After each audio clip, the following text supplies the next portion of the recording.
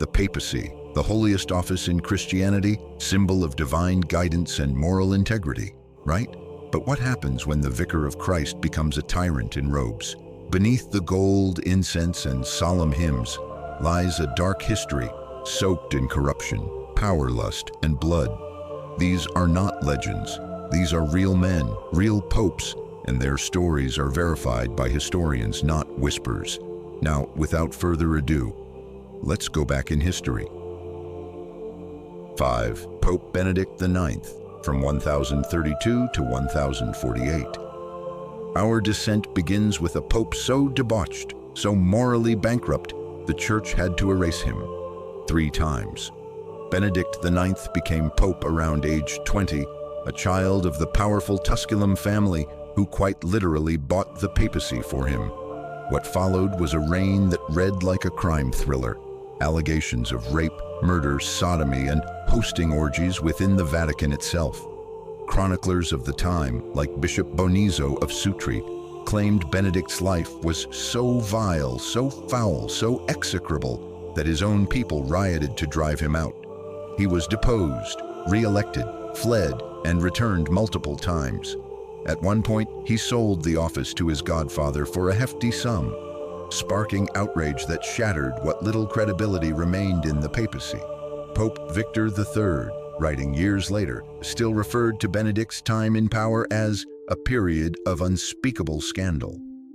At 4th place, we have Pope Urban VI, from 1378 to 1389. Some men break under pressure. Others, like Pope Urban VI, turn into monsters. Elected during a chaotic period after the Avignon papacy, Urban was supposed to be a reformer, someone who could restore integrity to Rome. Instead, he became paranoid, violent, and unhinged.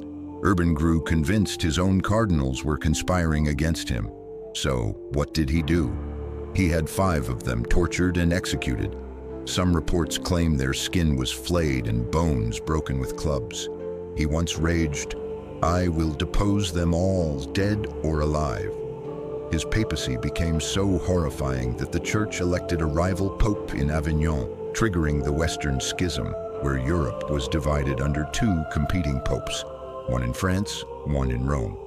Urban VI left behind not peace, but a trail of blood and a fractured church that would take decades to mend. 3rd comes Pope Alexander VI, from 1492 to 1503. If there's one pope who defines the word corruption, it's Pope Alexander VI, born Rodrigo Borgia. Alexander bought his election through a series of bribes so large that it emptied the papal treasury. Once in power, he ran the Vatican like a mafia boss. He openly fathered at least 7 children, including the infamous Cesare and Lucrezia Borgia, who were rumored by both friends and enemies to be involved in incest, murder, and poisonings.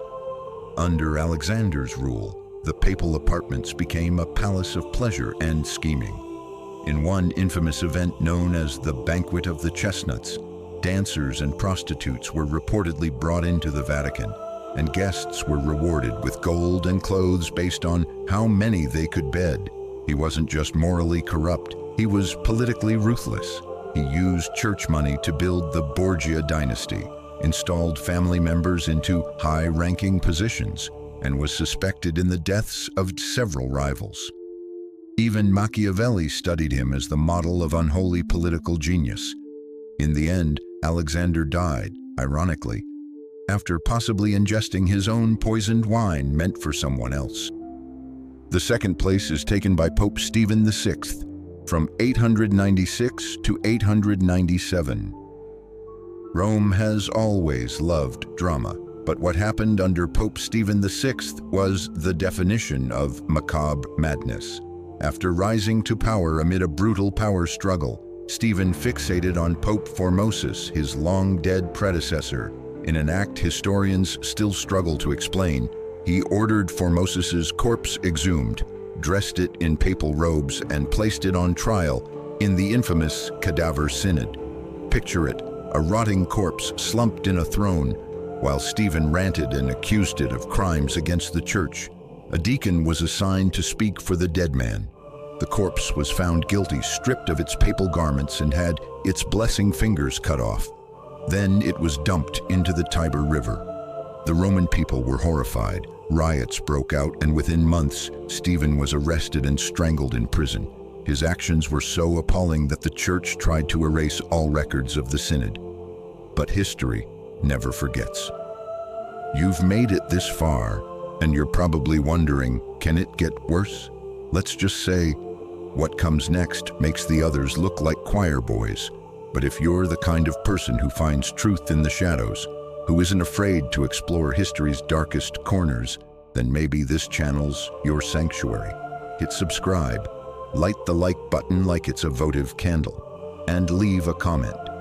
Which pope would have made you flee the pews? Now, let's reveal the final face of papal horror. At number 1, the worst of the worst, Pope John XII from 955 to 964. Crowned Pope at just 18 years old, John XII treated the Vatican like his personal tavern and brothel. Contemporary accounts describe a pope who drank heavily, gambled, and slept with anyone he pleased, including, allegedly, his own niece. He invoked pagan gods, toasted to Satan during feasts, and turned the Lateran Palace into a den of sin. It wasn't just scandalous, it was sacrilegious. But his corruption went beyond the personal. He sold church offices, openly accepted bribes, and ignored church doctrine. Even the Holy Roman Emperor, Otto I, was so disgusted he marched on Rome, deposed John, and installed a new pope. John XII, furious, returned with an army, retook the papal throne, and continued his reign of chaos, until one night, legend says, he was caught in bed with a nobleman's wife and beaten to death. He died as he lived, in scandal and disgrace, leaving behind a church more broken than holy. The papacy has seen saints, scholars, and monsters. Power doesn't just corrupt, sometimes it chooses the corruptible. Let us know in the comments, who do you think was the most evil pope in history? And what other corners of history should we expose next? Until next time. Remember, not all sins are forgotten. Some are carved into history. Stay curious.